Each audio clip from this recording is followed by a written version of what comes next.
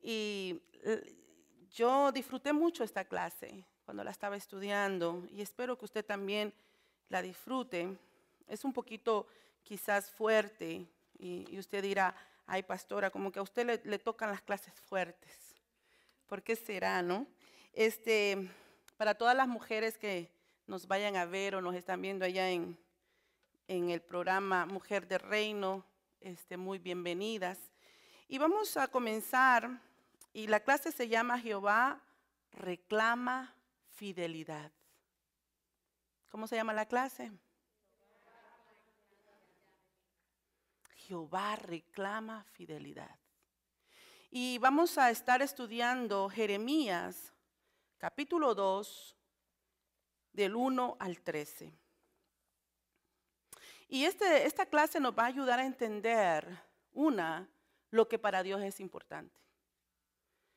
Vamos a aprender de lo que el Señor le dijo al pueblo de Israel. ¿Y qué es lo que nos está diciendo el Señor a nosotros hoy? Porque su palabra no cambia. Es la misma ayer, hoy y siempre. En este momento vamos a ir a la palabra.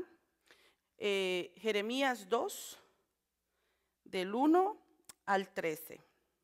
Y lo voy a leer así, y dice la palabra del Señor. Y vino a mí la palabra del Señor diciendo, ve y clama a los oídos de Jerusalén, diciendo, así dice el Señor, de ti recuerdo el cariño de tu juventud, el amor de tu desposorio, de cuando me seguías en el desierto por tierra no sembrada. Santo era Israel para el Señor, primicias de su cosecha, todos los que comían de ella se hacían culpables. El mal venía sobre ellos, declara el Señor. Oíd la palabra del Señor, casa de Jacob, y todas las familias de la casa de Israel. Así dice el Señor, qué injusticia hallaron en mí vuestros padres, para que se alejaran de mí y anduvieran tras lo vano y se hicieran vanos. Tampoco dijeron, ¿dónde está el Señor que nos hizo subir de la tierra de Egipto, que nos condujo por el desierto, por una tierra de yernos y de barrancos, por una tierra seca y tenebrosa, una tierra por la que nadie pasó y donde ningún hombre habitó?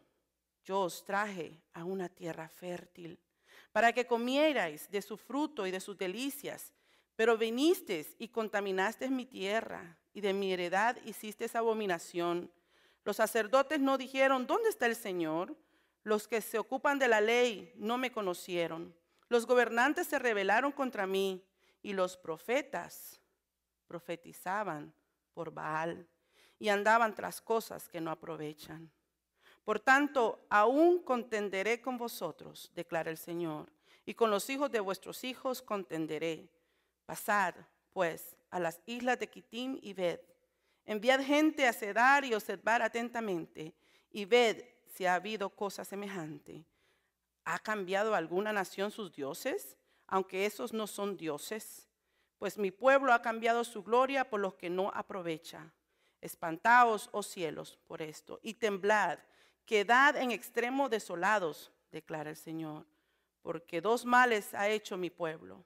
Me han abandonado a mí, fuente de aguas vivas, y han cavado para sí cisternas agrietadas que no retienen el agua. Yo cuando leí esto dije, ay Padre Santo. Primeramente quiero que nosotros sepamos que para el profeta Jeremías yo creo que fue un poco difícil. Bueno, no voy a decir poco, fue bien difícil. De hecho se conoce como el ministro, el profeta, gastado, agotado, triste, porque él estaba hablando a un pueblo que no escuchaban. Entonces, cuando Jeremías es llamado a dar este mensaje al pueblo de Israel, a Judá, pronto iba a venir la destrucción para Judá y el Señor estaba haciendo todo lo posible para que el pueblo se diera cuenta. Y yo quiero primero que miremos cómo, porque cuando nosotros estudiamos esta lección nos vamos a dar cuenta primero cómo el Señor llama a sus ministros. cómo el Señor llamó a Jeremías. Y yo quiero que primero vayan, solamente voy a leer un poquito, a Jeremías 1, porque Jeremías, quiero que ustedes entiendan, él estuvo, fue parte, acuérdense que los profetas iban a los reyes para dar la palabra. Y en el 2 nos dice, a quien vino palabras de Jeremías, hijo de Hilcías, de los sacerdotes que habitaban en Anatot, en la tierra de Benjamín. A quien vino la palabra del Señor en los días de ¿quién? Josías. Josías era un rey, hijo de Amón, rey de Judá, en el año 13 de su reinado. También vino a él palabra en los días de Joacín, otro rey, hijo de Josías, rey de Judá, hasta el fin del año 11 de Sedequías, hijo de Josías, rey de Judá, hasta el destierro de Jerusalén en el mes quinto. Entonces quiere decir que Jeremías estuvo en estos reinados que fueron bien difíciles. Y vino a mí palabra del Señor diciendo, antes que yo te formara en el seno materno, te conocí. Y antes que nacieras, te consagré. Te puse por profeta a las naciones. Yo quiero que nosotros entendamos primeramente por medio de esta palabra, nosotros aprendemos cómo el Señor nos elige. A veces nosotros pensamos que, yo no sé cuántas de ustedes han pensado que han sido un error. Mi mamá y mi papá hicieron algo y ahí yo nací y la cosa es que soy un error porque ni casados estaban. O mi mamá no esperaba que yo iba a salir embarazada, que ella iba a salir embarazada y yo iba a nacer. Y pensamos que somos errores de la vida. Pero mire lo que dice aquí. Antes que yo te formara en el seno materno, te conocí. Y antes que nacieras, te consagré. Te puse por profeta a las naciones. Entonces dijo Jeremías, Señor Dios, he aquí, no sé hablar porque soy joven. Pero el Señor me dijo, no digas soy joven, porque a donde quiera que te envíe irás, y todo lo que te mande dirás. No tengas temor ante ellos, porque contigo estoy para librarte, declara el Señor. Entonces extendió el Señor su mano y tocó mi boca. Y el Señor me dijo, he aquí, he puesto mis palabras en tu boca. Mira, hoy te he dado autoridad sobre las naciones y sobre los reinos para arrancar y para derribar, para destruir, para derrocar, para edificar, para plantar. Qué tremendo, ¿verdad? Entonces, yo quiero que en esta noche tu mujer sepas que antes de que tú te formaras ahí en el vientre de tu mamá, ya había uno que te conocía. Ya había uno que estaba viéndote a ti y estaba declarando una palabra sobre tu vida. Y el hecho de que tú estés aquí o que tú estés oyendo esta palabra, no quiere decir que fue una idea o fue un error. No, no, no. Quiere decir que Dios te formó con un propósito. Ahora, Jeremías, a veces pensamos, y esto también es otra enseñanza, a veces pensamos que el Señor nos va a llamar solamente para hacer cositas lindas y hermosas, bellas. ¿Qué vemos en Jeremías? Mucho dolor, mucho lamento. El Señor le dijo a Jeremías, el mensaje para Jeremías fue, di lo que yo te digo. Y más adelante que estemos estudiando Jeremías, usted se va a dar cuenta que Jeremías fue diferente a Moisés. Moisés fue llamado a interceder por el pueblo de Israel. Jeremías, el Señor le dijo, no intercedas. Si ustedes ven a alguien con gran necesidad, ¿qué es lo primero que va a venir a tu mente? Orar por esa persona, ¿verdad? Pero qué triste es cuando el Señor te dice a ti, no ores por esa persona. Eso fue lo que Jeremías sintió, dolor, porque él no podía interceder por el pueblo de Israel. Ahora, vamos a ir a Jeremías 2 Y Jeremías significa Jehová restablece. Jehová restablece. Su ministerio lo ejerció en Judá, o sea, reinado del sur. Fue testigo de las invasiones babilónicas y de la caída de Jerusalén en 587 a.C. Ya para esto el reino del sur, imagínense, dejó de ser reinado. Jeremías ejercitó su ministerio en los siguientes reinados: Joacás, Joacín, Joaquín, Sedequías.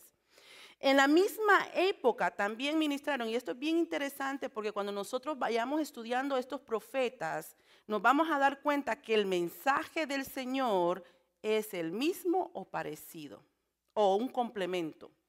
Amén. Por ejemplo, en la misma época también ministraron el profeta Nahum en el 630 a.C., Sofonías en 625 a.C. y Habacuc en el 609 a.C., Ezequiel 593 al 573. Entonces vemos que estos profetas eran contemporáneos. Y si usted ha escuchado las profecías, o usted ha leído las profecías de Nahum, de Sofonías, de Habacuc, usted se da cuenta que el mensaje es parecido. Amén. Israel, el Señor primero comienza, mire qué bonito, el Señor primero comienza diciéndole a Jeremías: tú vas a hablar a mi pueblo. Y lo primero que vemos en el versículo 2, Jeremías 2, ve y clama a los oídos de Jerusalén. Yo quiero que usted entienda que el Señor le está mandando a Jeremías a que clame. ¿Qué quiere decir clamar? Le va a decir: ay, pueblo lindo y amado. Que grite, que hable fuerte. A veces hay personas que dicen: a mí no me gusta cuando gritan. Pero vemos aquí que el Señor le dijo a Jeremías: yo quiero que clames, que grites. Ve y dile a mi pueblo. Ve y clama a los oídos de Jerusalén diciendo: así dice el Señor. De ti recuerdo el cariño de tu juventud. Ay, ay, ay. ¿Qué le está diciendo? En un tiempo tú fuiste fiel. En un tiempo tú me serviste. El amor de tu desposorio. ¿Qué quiere decir desposorio? No sé si hay otra versión ahí que tienen otro nombre. ¿Tienen desposorio? Matrimonio. Casorio. Entonces el Señor le dice: yo me recuerdo de tu juventud, el amor de nuestro casamiento, de cuando me seguías en el desierto por tierra no sembrada. Usted ve lo que el Señor está diciéndole al pueblo de Israel. Yo me recuerdo del amor que tú me tenías a mí. Y yo quiero que nosotros pensemos, mujeres, en nuestro amor por el Señor. ¿Cómo es nuestro amor por el Señor? ¿Vivimos solamente de memorias pasadas o estamos disfrutando del amor? Porque yo le voy a decir, si hay un matrimonio, porque el Señor está haciendo una analogía del amor matrimonial de Él con su pueblo. Y yo quiero que usted me diga, ¿cómo es el amor matrimonial? ¿Qué usted piensa? Cuando usted piensa en el amor matrimonial, ¿de qué piensa? Amor, pero fidelidad, respeto, ¿qué más?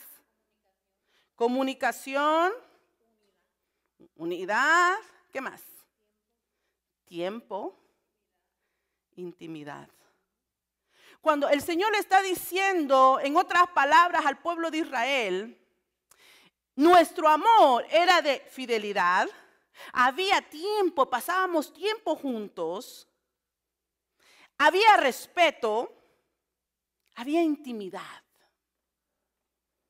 Yo creo que si usted se pone a pensar, las que están casadas, usted conoce más a su marido que la mamá de ese hombre, ¿o no? La mamá lo conoció, yo por lo menos yo sé que cuando mis hijos se vayan, los voy a conocer hasta ese momento que salgan de mi casa. Ya después de que salgan de mi casa, va a haber metamorfosis, van a cambiar, van a crecer, van a madurar. Y la mujer es la que lo va a conocer. Más que yo. ¿Por qué? Porque ya nuestra intimidad cambió. Ahora, si el Señor está comparando al pueblo de Israel, el amor como matrimonio, ¿qué nos dice a nosotros? ¿Cuál es el amor que el Señor quiere que nosotros tengamos? Un amor hacia Él, ¿cómo? Íntegro, íntimo. Al Señor no le agradan las cosas de lejos. A nuestro Dios le agradan las cosas de cerca, de intimidad.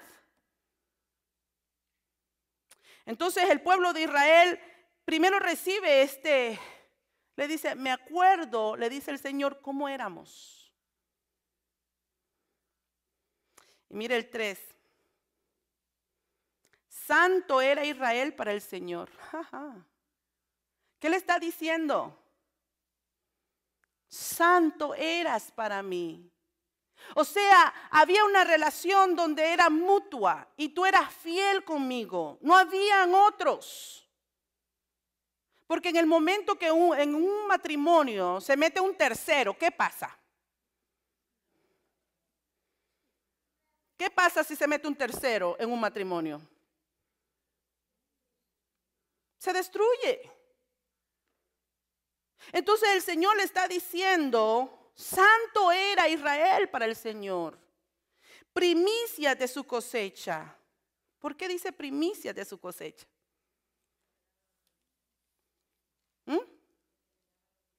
Sí, porque Israel recibía las bendiciones. Todas las naciones, porque Dios en su misericordia bendecía a las otras naciones también. Pero las primicias, lo primero, era para el pueblo de Israel. Entonces nosotros estamos viendo aquí que el Señor le está hablando bien claro al pueblo de Israel. Pero también este mensaje es para nosotros. ¿Por qué? Porque nosotros podemos conocer al Señor y su personalidad de esta manera. Y la cosa es también que nosotros ahora somos pueblo, ¿verdad que sí? Dice la palabra que Él nos injertó.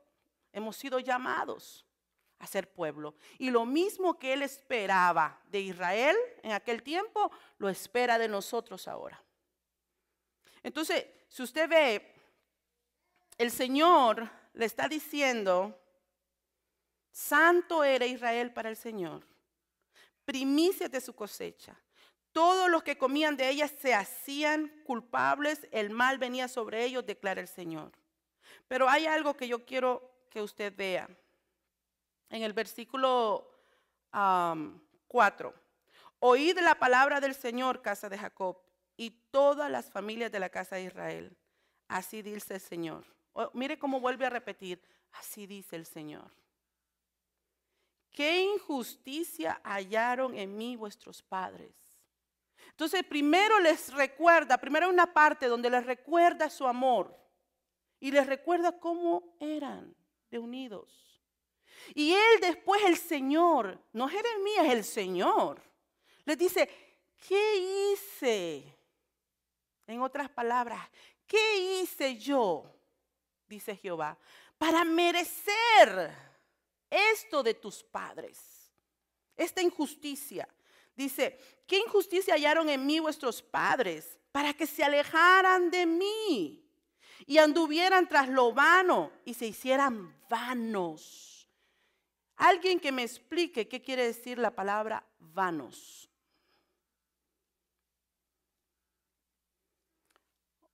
Viene la palabra vanidad. ¿Qué es vanidad? ¿Qué es ser vano? Porque a veces leemos la palabra y nos pasa por allá.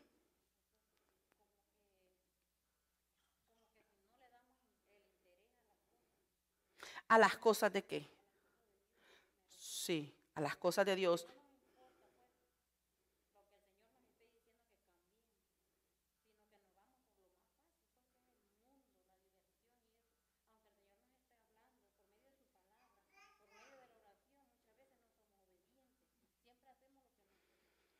Y eso es una gran verdad lo que dice la hermana, que nosotros muchas veces nos vamos para lo del mundo.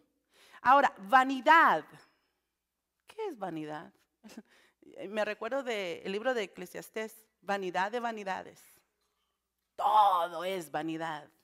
Todo lo que no es de Dios, todo lo que no es Dios, número uno, todo lo demás es vanidad. Pero aquí el Señor está diciendo claramente, se alejaron de mí. Y es que algo pasa cuando nosotros nos alejamos de Dios.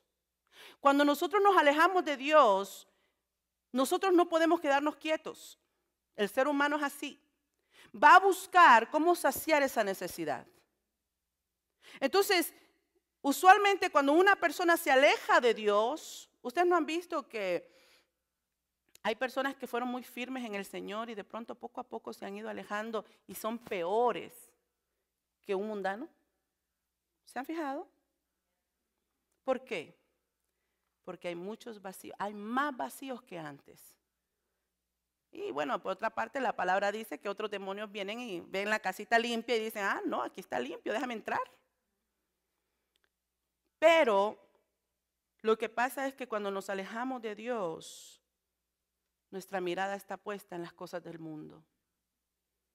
El Señor no nos ha llamado a nosotros a ser mujeres vanidosas. ¿Quién me puede explicar lo que es una mujer vanidosa?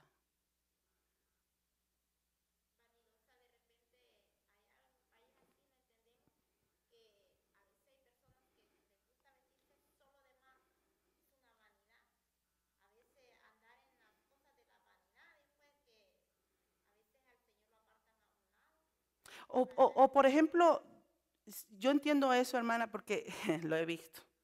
Por ejemplo,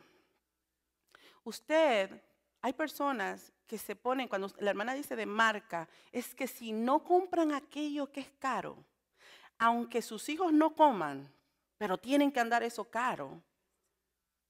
Entonces, ¿qué pasa? Eso es vanidad.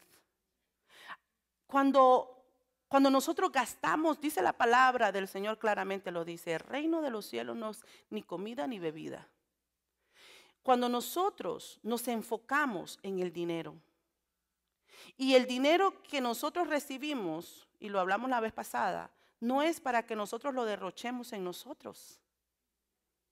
Porque imagínese usted, ¿se acuerda usted de la mujer aquella que quebró el perfume y se fue a los pies de Jesús?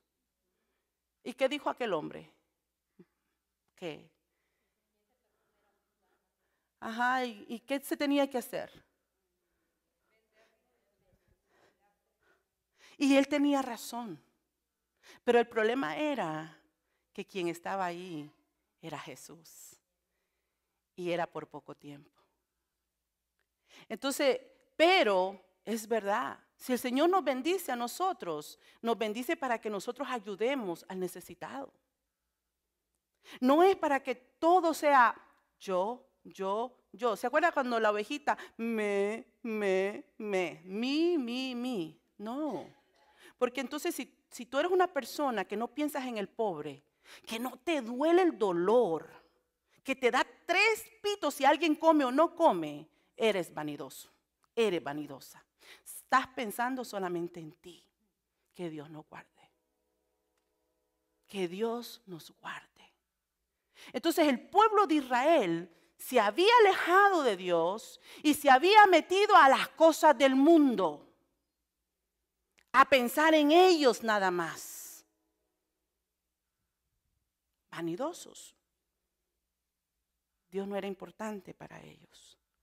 El prójimo no era importante para ellos. El 6. ¿Por qué a mí estas lecciones me tocan a mí? Albita. Lo hacen a propósito. El número 6, el versículo 6 dice, tampoco dijeron, ¿dónde está el Señor que nos hizo subir de la tierra de Egipto? El pueblo de Israel, el Señor les está diciendo, se han alejado de mí, se han enfocado en ustedes, se han convertido en gente vanidosa, no tienen ninguna clase de agradecimiento. Eso es lo que le está diciendo acá. El 6. ¿Dónde está el Señor que nos hizo subir de la tierra de Egipto? que nos condujo por el desierto, por una tierra de yernos y de barrancos, por una tierra seca, tenebrosa, una tierra por la que nadie pasó y donde ningún hombre habitó. En otras palabras, Israel, yo te saqué de Egipto, te di libertad, eras esclavo, te traje por el desierto, te di de comer y no agradeces, no te acuerdas. Eso es lo que les está diciendo. ¿Dónde está el agradecimiento? Y a veces nosotros somos peor que Israel. A veces el Señor nos sacó de una vida desordenada, de unas vidas vacías y nos trajo a lugares espaciosos y nos ha dado nombre y todavía reclamamos y todavía estamos diciendo: ¿y qué Dios me ha dado?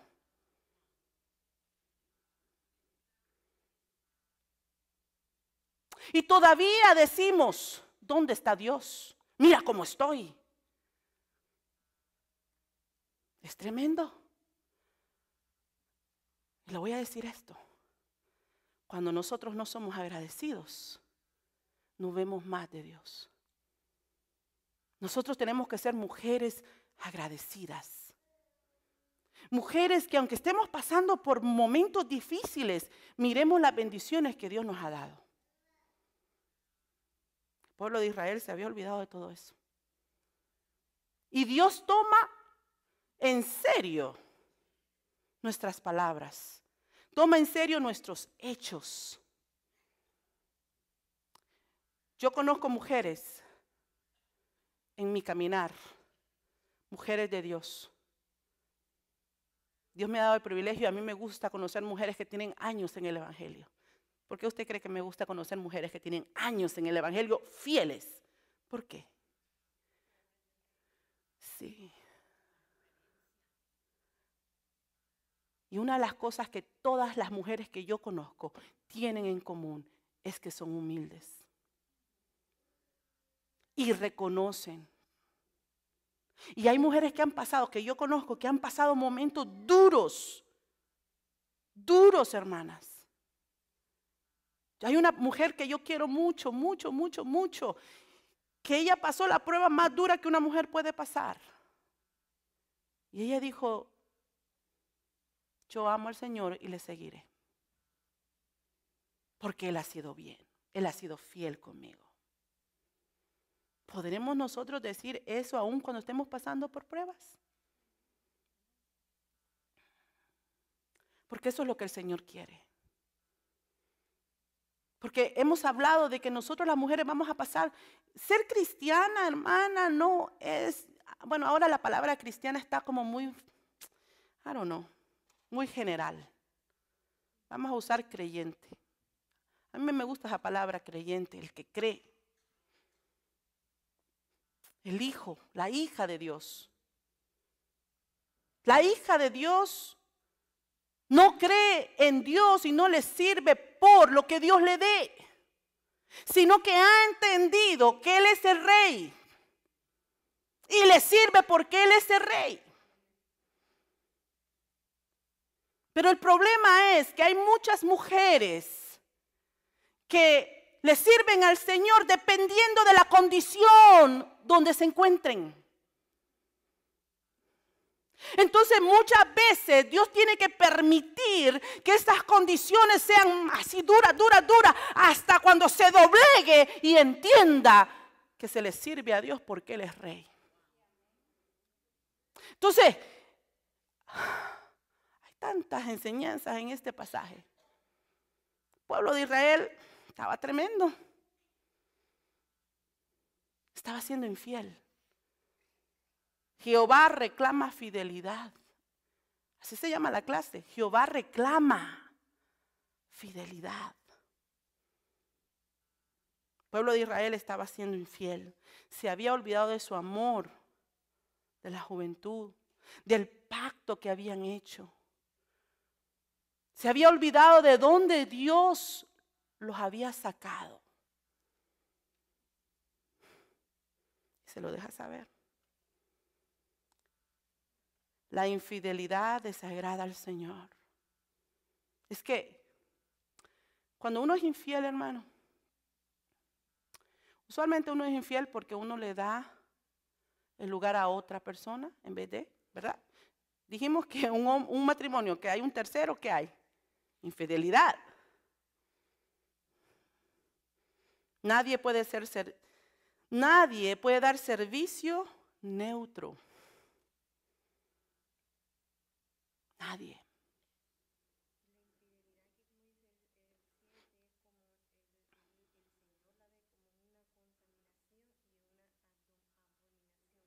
Sí.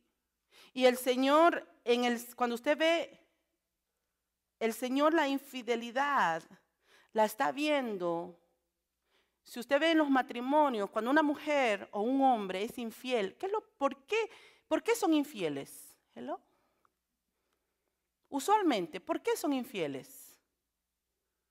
Porque dice, mi marido o mi mujer no me da lo que yo quiero, necesito, ¿verdad? Entonces, tengo que buscar, usualmente eso es lo que dicen. Pero el problema es que nosotros no somos fieles por lo que el hombre, nuestro esposo, nos dé. Nosotros tenemos que ser fieles por amor. Hello. Si mi esposo no me trata bien, a las que están casadas, si tu esposo no te trata bien, ¿te vas a divorciar? La Biblia dice que hay que divorciarse. ¿Qué dice la palabra que hay que hacer? El mundo dice, si no te hace feliz, búscate otro que te haga feliz. Pero la palabra no me enseña eso. La palabra del Señor me enseña esto. Yo decido amar a mi esposo. Aunque él no me esté amando como yo quiero. Qué difícil es, ¿verdad? Porque cuántas de las mujeres que están aquí en momentos dados, usted dice, ay no, yo quisiera cerrar los ojos y estar de 15 otra vez. No estar casada. Porque hay días, ¿o no, mujeres? O me van a mentir en mi cara. Que usted dice, ay, qué duro es esto. Por muy bueno que sea el hombre. Porque yo tengo un buen esposo, yo no me puedo quejar, pero han habido momentos en que yo he cerrado los ojos y yo he dicho, ay Dios mío, ayúdame. ¿Cuántas han dicho así las que están casadas? Pero por esa circunstancia, por ese problema que hubo entre mi esposo y yo, Dios no espera que nosotros salgamos corriendo y nos divorciemos. Dios espera que nosotros el pacto que hicimos con Dios, no con el hombre, con Dios, lo respetemos. Y que nosotros seamos las que amamos. El 7 dice, el 6 le dice, yo hice todo esto por ti y tú te olvidaste. Muchas veces en los matrimonios se le olvida a la mujer, porque están en esos momentos difíciles, se le olvida todas las cosas buenas que el marido ha hecho. Yo me recuerdo que uno a veces tiene que analizar las cosas, no sé por qué me estoy metiendo ahí, pero a veces uno tiene que analizar las cosas, porque no vamos a tener hombres perfectos. O van a coger de un lado o van a coger del otro. Pues así. Porque nosotras las mujeres somos el complemento. Lo que a tu esposo le falta quiere decir que tú lo tienes. Hello. Lo que a tu esposo le falta, tú lo tienes. ¿Y somos qué? Alguien que me diga, ¿qué somos nosotros? Dice el Señor, para nuestros esposos. ¿Ayuda qué? Ah, idónea. No demonia, ¿verdad? Idónea. Quiere decir que esas áreas difíciles de tu marido, esas áreas que tú las ves y él no las ve, quiere decir que si tú las estás viendo es porque Dios quiere que tú le ayudes a tu esposo. Tremendo. El 7. Yo os traje a una tierra fértil para que comieras de su fruto y de sus delicias. Oiga bien, Los cuidó allá, primeramente los libertó de Egipto, los llevó por el desierto alimentando y cuidando y los lleva a una tierra fértil. Y dice, para que comieras de su fruto y de sus delicias, pero vinisteis y contaminasteis mi tierra y de mi heredad hicisteis abominación. ¿Qué hizo el pueblo de Israel? La tierra que el Señor había purificado y había dado fertilidad para que su pueblo viviera consagrado a Él, ¿qué hicieron? Abominación. Muchas veces vemos esto nosotros. El Señor nos saca, nos liberta. Pasamos por el desierto de la carne, donde esas cosas que no queremos dejar, pero el Señor te dice, la tienes que dejar. Ese es el desierto cristiano. Pero el Señor nos purifica y después nos lleva a una tierra fértil. Y es donde empiezan los frutos a salir. Pero nosotros tenemos que cuidar esta tierra. Amén. ¿Están entendiendo? Los sacerdotes no dijeron, ¿dónde está el Señor? Los que se ocupaban de la ley no me conocieron. Los gobernantes se rebelaron contra mí. Los profetas profetizaban por Baal y andaban tras cosas que no aprovechan. ¡Wow! Quiere decir que el pueblo le fue infiel, pero ¿quién también fue infiel?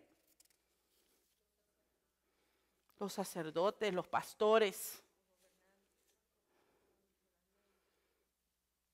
Jeremías trae un mensaje a los sacerdotes, los que conocían la ley. Acuérdense que en aquellos tiempos, acuérdense lo que los sacerdotes tenían que hacer. Eran los sacerdotes los que intercedían por el pueblo. Eran los únicos que podían entrar al lugar santísimo. O sea que el pueblo estaba frito. Pero ¿cuál es la diferencia hoy? O sea, uno a veces tú puedes conocer pastores que son terribles, pero la palabra del Señor es linda y refrescante cuando nosotros entendemos que no necesitamos a una persona para ir al lugar santísimo. Ya Jesús rompió el velo. Pero en la antigüedad, imagínense cómo estaba el pueblo de Israel. Estaba en problemas. Los sacerdotes, los pastores, los levitas, los profetas se habían contaminado. ¿Qué hacían los profetas? Profetizaban en nombre de Baal, de otros dioses. Está terrible. Hoy en día miramos esto. ¿Ha cambiado esto? No, hay pastores sinvergüenzas. Hay profetas sinvergüenzas que hablan cosas satánicas. No ha cambiado. ¿Por qué este mensaje se está dando hoy? Para que nosotras entendamos que Satanás sigue trabajando de la misma manera. Nos quiere sacar del camino. Los sacerdotes eran los que intercedían y otra cosa, enseñaban la ley, enseñaban la palabra. ¿Qué estaban enseñando? ¿Ustedes se imaginan lo que habrán estado enseñando? El 9, por tanto, aún contenderé con vosotros, declara el Señor. Y con los hijos de vuestros hijos contenderé. ¿Qué quiere decir la palabra contenderé? ¿Alguien tiene otra versión? ¿Cómo dice? Pleitaré, o sea, pelearé. Oh, wow, ¿cuántas generaciones va a estar enojado el Señor?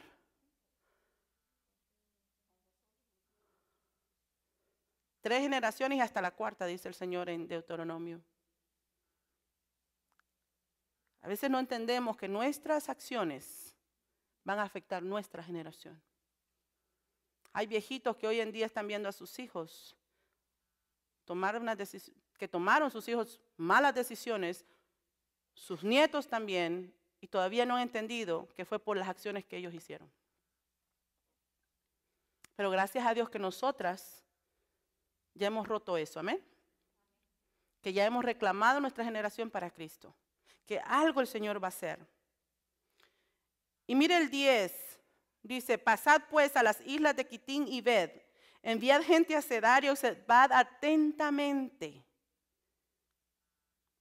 Y ved si ha habido cosa semejante. ¿Han cambiado alguna nación sus dioses? Aunque esos no son dioses. Pues mi pueblo ha cambiado su gloria por lo que no aprovecha. Les estaba diciendo el Señor, miren, yo entiendo, porque en aquellos tiempos, cuando un imperio tomaba a otro imperio, ese imperio tenía que someterse de toda religión, política y todo. Pero lo interesante es que las naciones paganas cuidaban sus dioses. No apartaban los dioses paganos que ellos tenían, los seguían teniendo. Aún cuando estaban bajo control de otro imperio que tenía otros dioses. Y eso es lo que le está diciendo. Dice, ¿han cambiado alguna nación sus dioses? Aunque esos no son dioses, ¿verdad? Pues mi pueblo ha cambiado su gloria por lo que no aprovecha. En otras palabras, tú Israel, que tienes un Dios verdadero, me cambias. Me has cambiado a mí.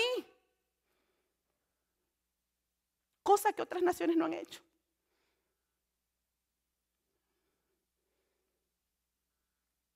Y a veces nosotros, ¿ustedes creen que nosotros somos infieles como el pueblo de Israel? A veces nosotros decimos, yo no sé, pero yo lo decía. Ya paré de decirlo porque ya me di cuenta que no. Yo antes decía, qué pueblo más duro. Yo antes decía, qué barbaridad. Uy, qué testarudos. Mirando la gloria de Dios y todavía qué desobedientes son. ¿Y no hacemos eso nosotros también? Vemos la misericordia de Dios y cuando vienen los problemas o cuando no sentimos, porque a veces nos llevamos por lo que sintamos. Y hay algo que tiene en común una verdadera hija de Dios. No se deja llevar por lo que siente. Porque lo que sentimos, ay, que hoy me siento bien, hoy adoro. Pero si mañana te sientes mal, no adoras. Entonces el diablo dice, ya sé lo que voy a hacer. Demonios, que no se sienta bien nunca. Mándale opresión, mándale enfermedad, mándale todo lo que tú creas que necesite para que no se sienta bien. Mírala de dónde coge, porque nosotros cojeamos. Sí, ¿qué es lo que hace que tú no hagas la voluntad de Dios? Entonces los demonios hacen una fiesta. Pero cuando la mujer de Dios, la hija de Dios dice, un momento, espérate. Espérate, el Espíritu Santo, eres mujer de oración. Entonces el Espíritu Santo empieza a ministrarte. Que cada vez que vas a la iglesia te da dolor de cabeza. Pues llévate un montón de Tylenols. Pero vence ese dolor de cabeza. Porque es opresión, hermana. Yo no sé cuántas de ustedes han sentido eso. Yo lo he sentido. Un dolor de cabeza que parece que me va a explotar. Pero en cuanto llego a adorar al Señor a la casa del Señor, se va. Que antes de que tú salgas de la iglesia, siempre hay un pleito. Pues vete a la iglesia enojada. No importa. Ahí está el altar y dile al Señor, Señor, estoy enojada. Quítame esto. A ver si el Señor no lo va a hacer. Pero nosotras, las mujeres de Dios, tenemos que entender que la lucha no es contra carne ni sangre, no es con tu esposo, no son con tus hijos. Ay, hermana, yo tenía un hijo que siempre que veníamos para la iglesia cuando estaba chiquito, me duele la panza, mami, me duele la panza. Y la primera caí, pero la segunda, con pan sin todo, así como estás, nos vamos para la iglesia. Pero es que, ay, me va a dar ganas de ir al baño. Hay baños en la iglesia. ¿Hay baños? Y no se preocupe que le voy a dar algo, voy a orar y lo voy a ungir. Nos vamos para la iglesia. Pregúnteme a ver si me lo volvió a decir. No. Tenemos que saber cómo el enemigo trabaja. Y no podemos permitir que el enemigo manipule nuestras emociones. Imagínense las mujeres que siguieron a Jesús. ¿Usted cree que eran una bola de emociones?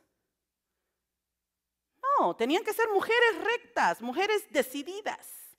Imagínese usted a María, la madre de Jesús. Una jovencita que tenía las hormonas, me imagino, de 15, 16 años. ¿Se dejó llevar por sus emociones? La palabra me enseña que no. Entonces, nosotros tenemos que entender que el enemigo va a tratar por todos los medios de que nosotros, por medio de nuestras emociones, nos vayamos para otros dioses. ¿Qué otros dioses pueden ser esos? ¿Alguien? La tele. Ay, hermana. Facebook, la tele. Mire, yo soy una que a mí me gusta ver una buena película. Me gusta. Pero cuando son de las cosas de Dios, ¿usted cree que una película me va a detener a mí? Señor, reprenda al diablo. No. Pero hay gente, ay, estoy cansada. Viendo la película o viendo la novela. Alimentando el qué? La pereza. Porque al final de todo es pereza espiritual. Que estoy cansada. Hermana, sí. Este es un país que cansa. Yo en Honduras, cuando voy a Honduras, bueno, en las misiones no. Cristina, get ready. Rosana ya sabe. En la misión allá uno no anda con cosas. Allá si te dio un dolor, tú ni te das cuenta. Después a los 5 minutos no te das cuenta porque hay que trabajar. Pero la semana que quedo ahí con la familia, ese día se me va tan lento. Y yo veo a todo el mundo sentado afuera, tomándose un refresco. Y qué lentitud. Yo digo, ay, santo. Usted que viene de Honduras, ahorita yo creo que, pero nosotros que estamos aquí, hey, vamos para acá, vamos para allá, ¿qué hay que hacer? Como que sentarnos y ver la aurora, como que eso no. Pero todo tiene su tiempo. Yo no le estoy diciendo que una mujer cristiana tiene que andar agotada y no, pero todo tiene su tiempo. 24 horas tiene el día. Había una señora que le digo yo, hermana, no es de nuestra iglesia, era en otra iglesia que estábamos. Le digo, hermana, ¿qué pasa que usted no viene? Teníamos servicio de mujeres los miércoles. ¿Qué pasa que no viene? No, hermana, es que los miércoles son los días que yo lavo. Y no puede lavar los sábados, hermana. No, es que yo los sábados yo me voy de compras. Yo me voy a hacer otras cosas. Usted sabe, el mandado. Y todo es de organizar el tiempo. Hasta eso lo tenemos que aprender a hacer. Si usted lee Proverbios 31, usted se da cuenta que la mujer sabia organiza su tiempo, planifica su tiempo. Amén. El 12 dice, espantaos, oh cielos, por esto, y temblad. Quedad en extremo desolados, declara el Señor, porque los 2 males ha hecho mi pueblo. 2. Me han abandonado a mí, fuente de aguas vivas, y han cavado para sí cisternas agrietadas que no tienen agua. Mire qué interesante. 2 males. Primero hay que saber lo que es un manantial. ¿Un manantial qué es? Viene una fuente de agua desde lo más profundo. Y es una fuente de agua que viene limpia, fresca, viene con un sabor dulce, donde viene y no para. Es un constante mover de agua. Y el Señor le dice al pueblo de Israel, ustedes han dejado el manantial de vida, el agua de vida que soy yo. ¿Y qué le dijo el Señor Jesús a la mujer samaritana? ¿Qué le dijo? ¿Se acuerdan de aquella mujer? Aquella mujer estaba terrible. Si tú supieras quién te pide agua, tú le pedirías y él te daría agua de vida. Porque el agua de vida que da nuestro Dios es una paz, mira, te llena tus deseos, como te dijera, tu alma tiene muchos vacíos. Cuando nosotros estamos en Cristo, nuestra alma tiene muchos vacíos. Hay muchas mujeres que quizás sus padres los abandonaron antes de tiempo o no les dieron amor. Y hay un vacío de necesidad de amor de padre. Hay mujeres que han sido golpeadas en todas las formas habidas y por haber. Pero hay vacíos. Todo eso va haciendo vacíos.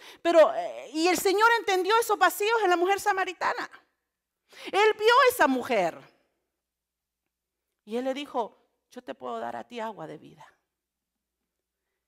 El Señor le dice a Israel, 2 males ha hecho mi pueblo. Me han abandonado a mí fuente de aguas vivas y han cavado, mire esto, para sí cisternas. ¿Qué es una cisterna?